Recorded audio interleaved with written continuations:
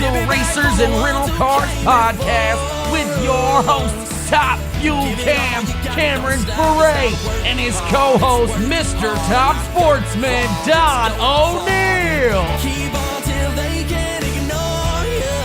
Put it up for the Wigan Warriors. What's going on, Don?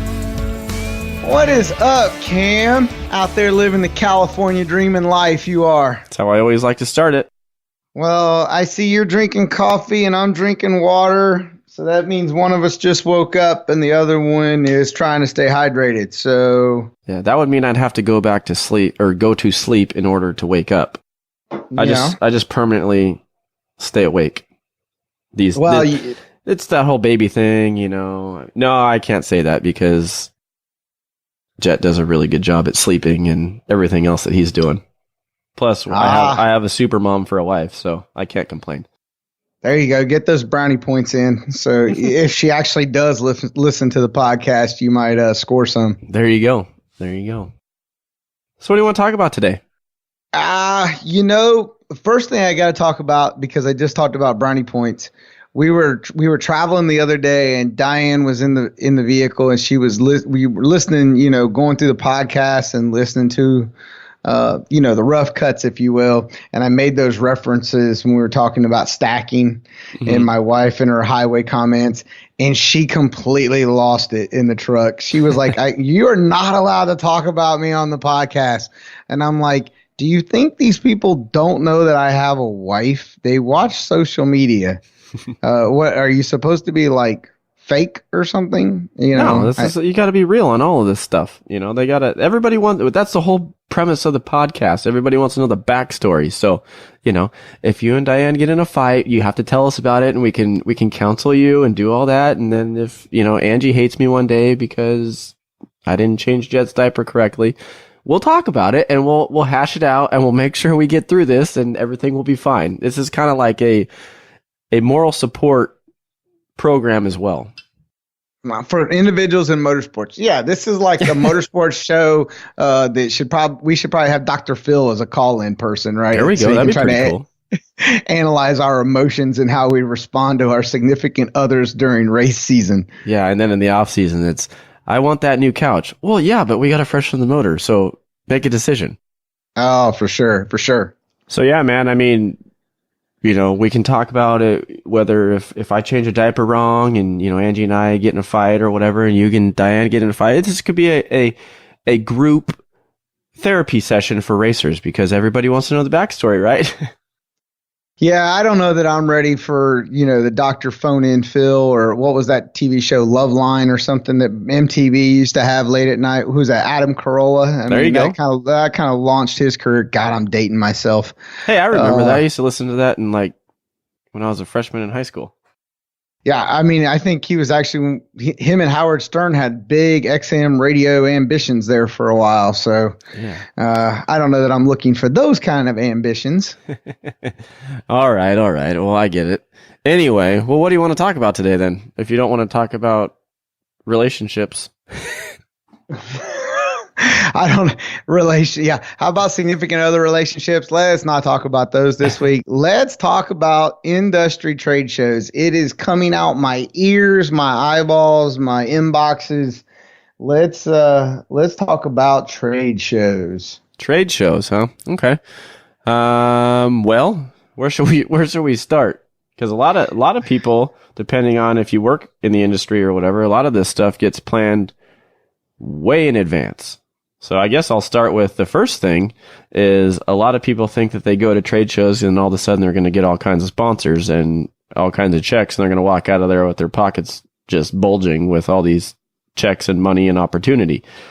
But they have to realize that a lot of these budgets are set way prior to what's going on and what they can do and spend. And I guess in my expertise, if you're going to the show and you haven't already kind of touched base and done something, some sort of preempted, try to get in there to the right person before you get to the trade show, you're pretty much way behind.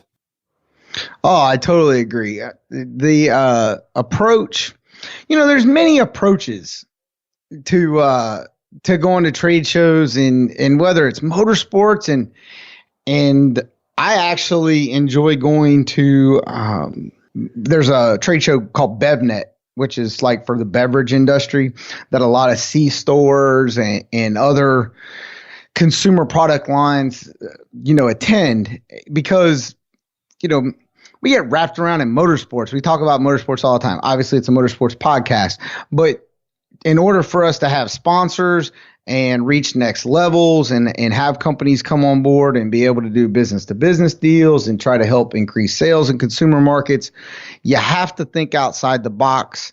And going to those industry trade shows like BevNet, RV industry trade shows for the consumer product lines on that side, you got to get outside the box and put face to face before you can really start to do any kind of real preemptive work or pre-planning. I call it pre-planning.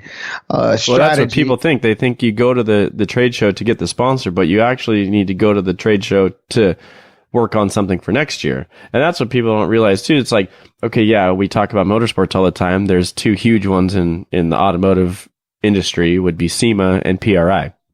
Now, SEMA is more of like an automotive aftermarket thing, but there's a motorsports section or whatever. And then PRI, the Performance Racing Industry Show, which is strictly racing. Now, when those trade shows go away once or twice, they show up to Vegas for SEMA and then boom, it's all gone like a flash in a pan after a week.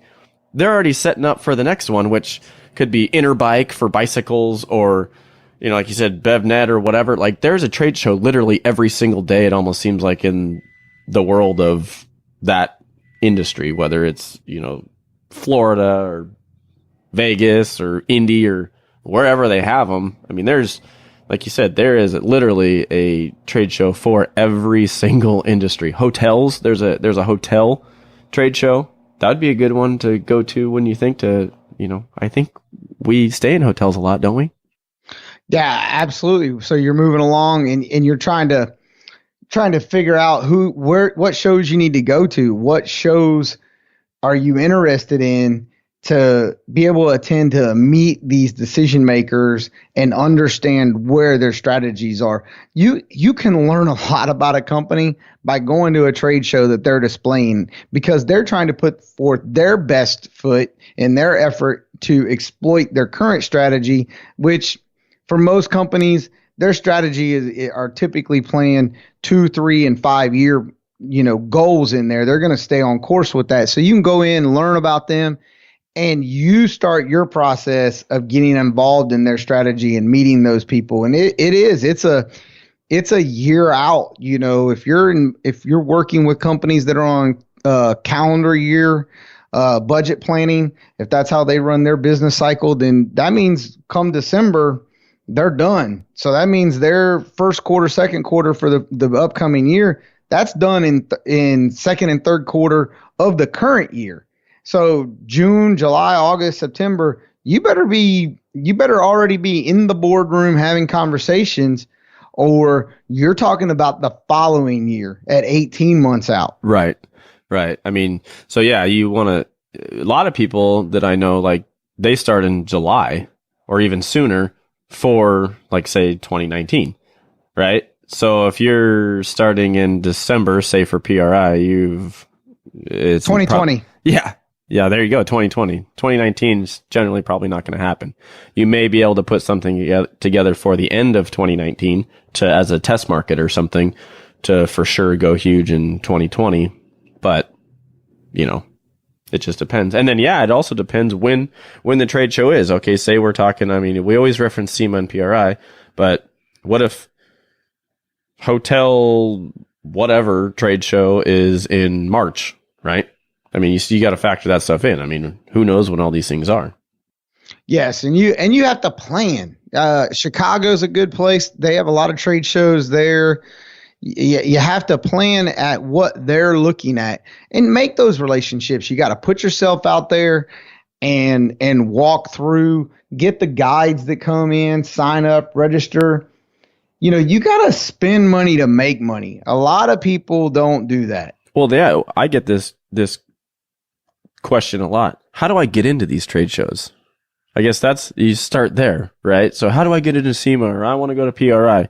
First of all, you have to have some sort of business that's related to that, or know somebody within that industry that can put you on the list. That is step one, is getting into these things. Because it used to be a lot harder than it is now. I mean, and I know SEMA, they kind of opened it up for a few years. So, I mean, hell, anybody could get into that thing. I think they locked it down a little bit more this year. But yeah, because they don't want a bunch of people running around with their hands out. So that's another thing you got to be careful too when you're out there, regardless of what trade show it is. You can't just walk up and say, "Hey, gimme, gimme, gimme." Like, it's not that. Because they just, as much as they don't want that, like, for instance, for Race Pack, like a PRI, like, every single person that talks to me is that. Like, hey man, can I have this? Can I have that? Blah, blah, blah, blah, blah. It's like, dude, like, get in line, unfortunately. Barbershop rules. Take a number. 100%. I've literally had, at one point in time, there was like 4 people standing in line with their proposals in their hands. Oh, and it's like, man. For one, thank you. I appreciate you bringing your proposal, but this is going to go in my backpack along with the other 300 that I've gotten this weekend. And it's probably not going to be the best way for me to look at it, because it may get thrown away. It may, my luggage on the airplane can only be 50 pounds. And I don't know I really don't know where that came from. I'm trying to think back. I think the first time I went to a motorsports show, a PRI show, was in like 05, 06. And this is when it was down in Orlando. And I remember when I got my badge in like the registration form, because it was like at that point, it was like a mail-in deal. It had on there in big bold letters, "No solicitation and proposals." And I don't know where it kind of came back around, where now people bring proposals to PRI and they pass them out and stuff. And it's like, how do you know what the company's looking for? Well, yeah, that's one thing. How do you know what they're looking for? Unless you've done your due diligence before you got in there and included that in your proposal or whatever. But you got to understand that we're all like, because I've seen it on both sides, and so do you, Don. Like, when we're in a booth or whatever, we have so much other things going on at that show, that we have meetings or talking to certain people, blah blah blah, and then all of a sudden we get handed 50 different proposals. Like, what am I going to do with them? Like, a lot of times they just end up in my backpack, and then I look at them on the plane or whatever. But it's like, this isn't, what I'm really looking to do is come home with a bunch of fan mail. And I would recommend, if that's something that you do, get the person's email, get their business card, shoot them a follow-up email, and send them your deck via email. This is 2018. And so save a tree. Yeah, save a tree. You don't have to go. Stamp. Yeah, you don't have to go down that road. So and all these people, like I said, that everybody's trying to do the same thing. So be different. Dare to be different. Don't be doing everything like a school project like everybody else does. Try something new. A business card and an email and a face-to-face, just that's all you're looking for to make a contact when you're planning, because you only have so much time. Executives and decision makers only have so much time. Right. And so I think I would be more apt to, if I go to a trade show and I'm rolling around trying to get sponsors or whatever, and instead of carrying around all my proposals, don't you think that your first impression, if you end up getting to talk to the head of marketing or some executive for a company, don't you think the first initial meeting or reaction that this person has towards you is more important than what you've said in a proposal? Because at the end of the day, you're going to be representing that person and company. So if you come showing up looking like you just got drug out of the bar last night at PRI at the Slippery Noodle, and you can't even walk and you reek like alcohol, it's probably not the best presentation that you want to put on for yourself. Oh man, we could have a whole nother podcast on attire at trade shows. Attire just drives me up the wall. So you mean a hat with like the super bend and some khaki cargo shorts and some Birkenstocks is not a good look? What's a Birkenstock? Flip-flops or sandals. Crocs? You mean Yeah, walking through with some Crocs? dude, you laugh, I've seen it. I just my thing is that okay, like you have like crew shirts and and I know this is a motorsports show, so let me get on a soapbox for dirt track guys. Dirt track guys. Guys, I know that all dirt track teams have an apparel deal with a design company or something that does all their graphics and stuff in these little small towns all across America where all these guys hang out and they dirt track race. I do not recommend wearing black hoodies with all of your logos on them with jeans and ball caps to a trade show. Even if you're the pit crew, I don't recommend that. Because if you're bringing in an entourage, you probably should make them dress because they're representing you. That's a fact. Polos are cheap. Go buy a polo, put a logo on it, walk around with some khaki pants, even clean jeans that aren't sagging, or hey, be really out there. Go buy Oakley black pants.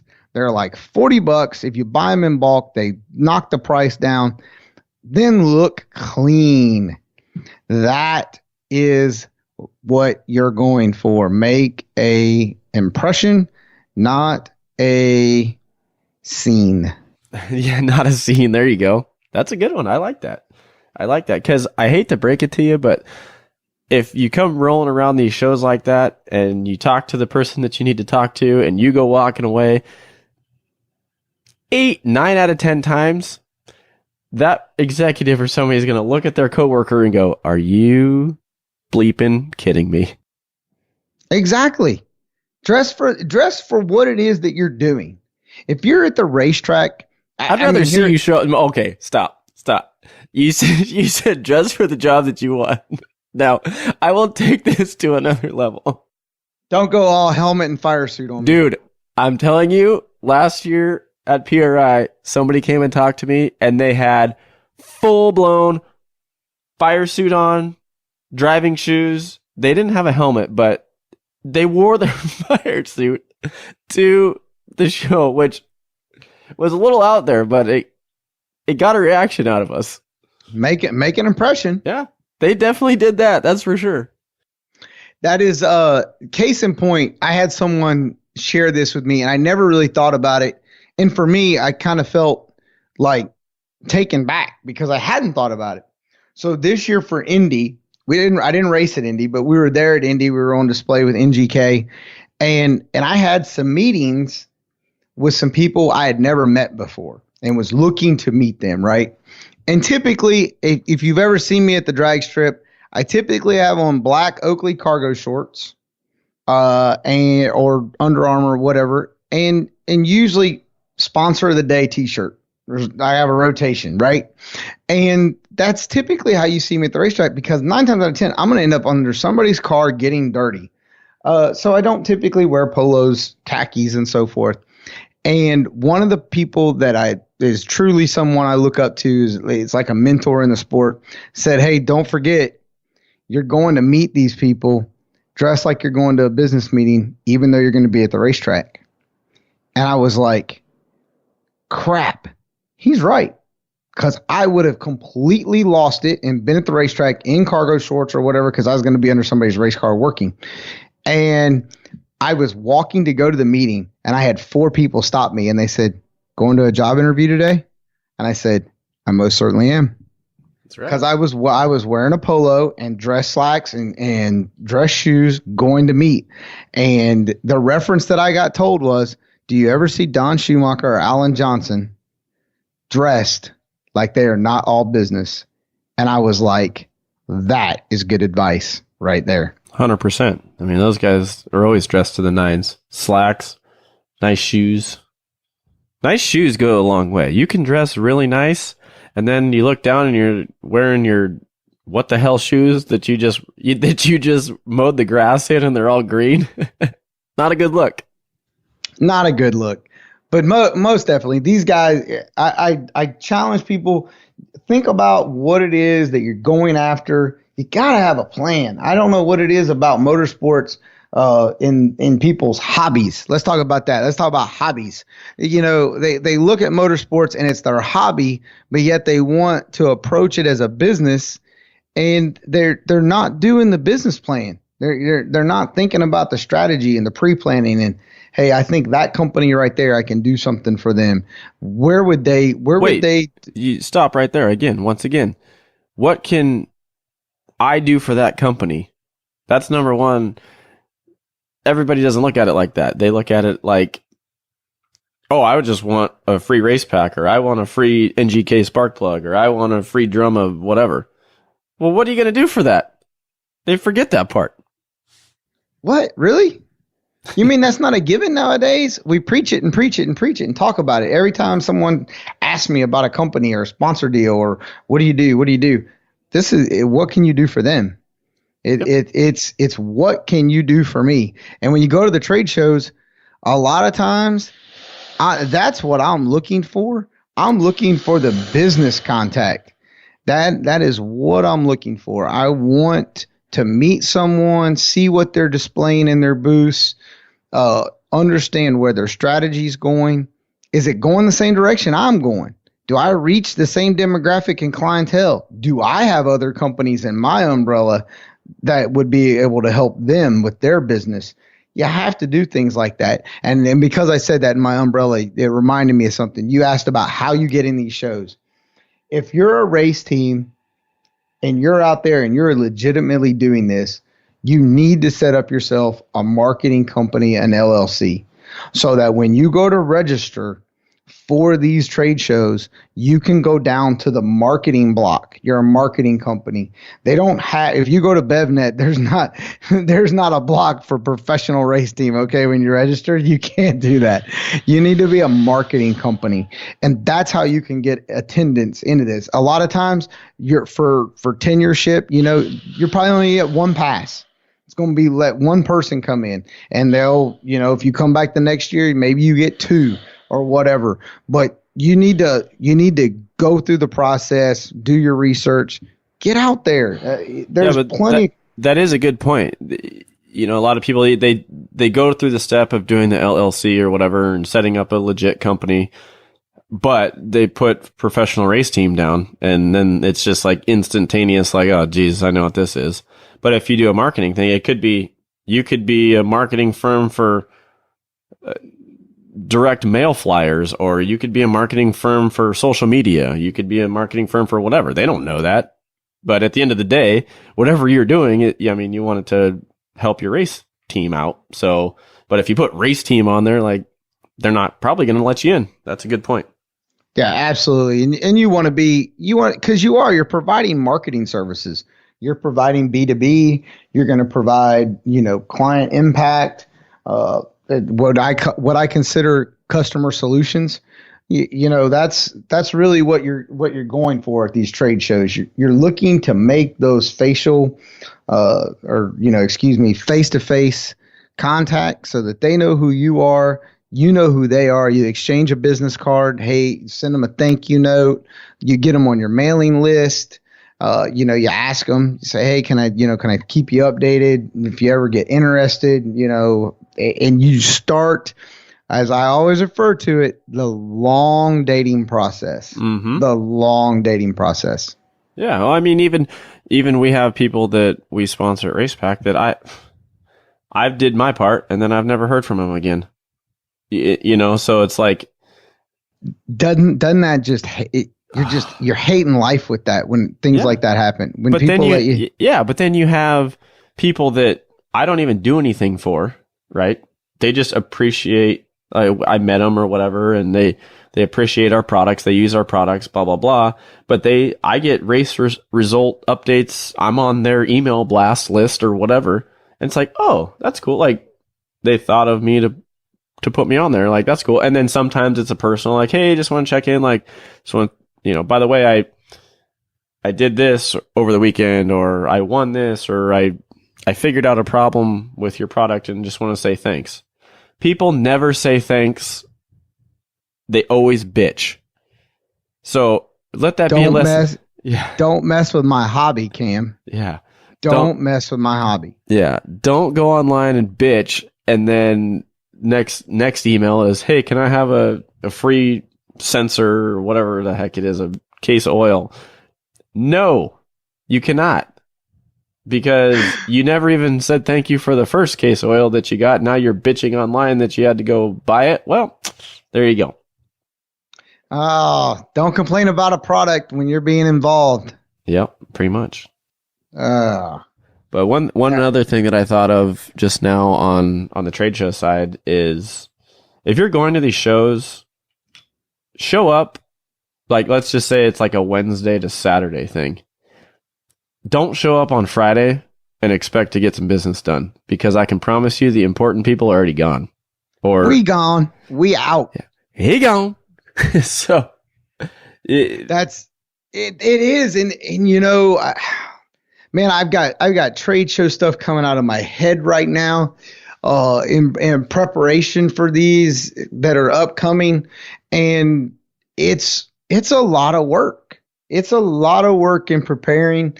And the whole thing is too, so like you and I are talking, we both have companies that we work with, we do marketing deals with, and we're sponsored by. So a lot of times I'm not really doing a lot with them. I'm going there, high-fiving them, thanking them for everything that they're doing. We've already worked out what we're doing for the future, but you actually get to see them, to thank them eyeball to eyeball. If you're doing something in their booth, or you've got somebody at the show that you want to introduce them to business wise. And then everything else is new business. I'm trying, who is it that we can work with in the future that I've exchanged an email with, or LinkedIn, or, Lead Ferret, whatever it is, and we've chatted. That's the big thing. I just, if I could preach to people about their research and pre-planning all the way. Oh yeah, 100%. That's a huge deal with all this stuff, but Man. Trade shows are very cool. There's a lot of, what's cool too is, if, like, let's just say PRI, you can do business outside of the show as well. Keep that in mind too. Within reason. I mean, you don't want to be chasing somebody. Oh, this person's at this bar, or this person's at this whatever. Like, you don't want to go like tackle them.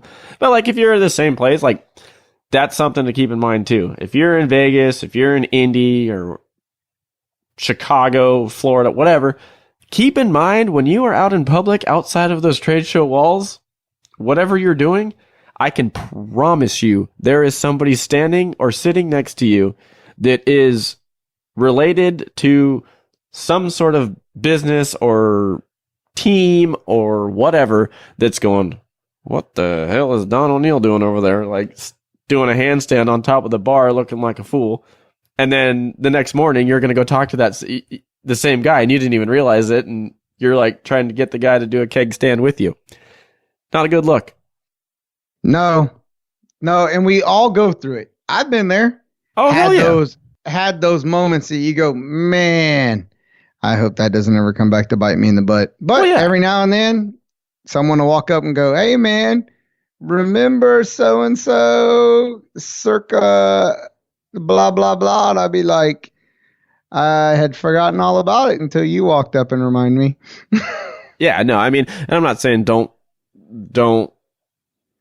not do what you want to do, but it's just be cognizant of who's around you and what's going on, because literally 9 times out of 10 or 10 out of 10 times, there's going to be somebody related in the industry and field that you're trying to break into. So, I mean, and a lot of these people, a lot of racers, a lot of executives, whatever, they have a drink or two. Like, that's fine. I'm not saying, like, if you're of age and you can, sometimes these people will be like, yeah, come meet me for a beer tonight or whatever. Like, if you're trying to set something up with a company or whatever, that's totally cool. Like, there's nothing wrong with that. But if you're the guy that's at the bar, like at the, what's that bar? What's the place where they in India? How at the moon? Yes. If you're that guy, acting a fool, being a knucklehead, and the executives are the ones making fun of that guy, just don't be that guy. That's all I'm saying. You're a direct representation of the company 24/7. Social media, out in the public, in the pits. I mean, it's another aspect of marketing and having sponsors, of being at this level. You are always in the limelight. But Don, it's a hobby. It doesn't matter. If it's a hobby, don't get sponsors. Then don't get sponsors. Exactly. Just don't. If it's a hobby, don't do it. Just don't look for sponsors, because in the end, you're ruining it for the individuals that truly take it seriously and try to run it as a business and be professionally. Just all the way across the board. I don't recommend it. And I have I call them arguments, because really they go beyond professional discussions, because then at that point people are attacking, other individuals, and so got this and blah, blah, blah. But you cannot be like on the fence and say, I'm going to be over here. I want sponsors, or over here. I'm going to do what the hell I want to do. Don't tell me nothing. What? And that's fine. If you want to do that, cool. But don't ruin it for the people that are trying to legitimately do this and need the help in order to do it. Like myself, I need the help from sponsors and financial backers, or whatever you want to call them, in order for me to do any of this. So I can't jeopardize myself in acting a fool, and it'll all go down in a blaze of glory in one drunken night. I'm not into that.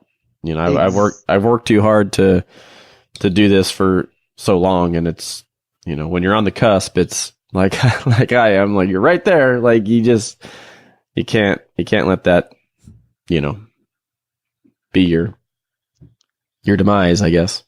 Yeah, don't let it be your downfall. Go to trade shows, go into the industry fields that you think you can help companies in. There's certain relationships that can be built. Think outside the box. Don't just focus on PRI and SEMA. Don't go into the trade shows thinking that you're going to just walk out with fat checks and money for your upcoming journey on the racing tour. Make sure that you're going about it in the right way. And if you don't know how to go about it the right way, reach out to people, ask them, find yourself a mentor that can guide you and lead you in the right direction. And whatever you do, don't take a trade show, nightlife, like it is a frat party. That's a good point to leave on. No, that's a good point. And, like I said, that's a great one to leave on. And, I think trade shows are an awesome thing, and a lot of business can be done at a trade show, and a lot of pre-business can be done at a trade show. So just be cognizant of what you're doing. I mean, a lot of these moral to the story things here, I guess, for whatever it is at the end of the day, you're representing yourself, whether it's marketing a trade show, at a racetrack, throwing your helmet, it all, just portray yourself in the light that you want to portray yourself when somebody looks back on you 5-10 years from now.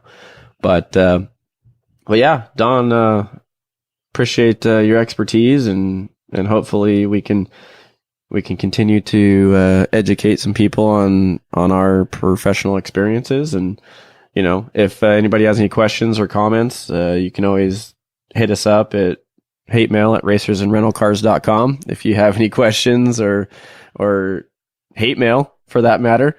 Hit us up. Let us know. We want to hear what it's all about. And, as always, we want to thank Voice America for allowing us to do this, dragstersforsale.com and RacePack. If it wasn't for them, we wouldn't be able to do this. So, we appreciate it. And Don, stay warm, because I know it's probably pretty cold there.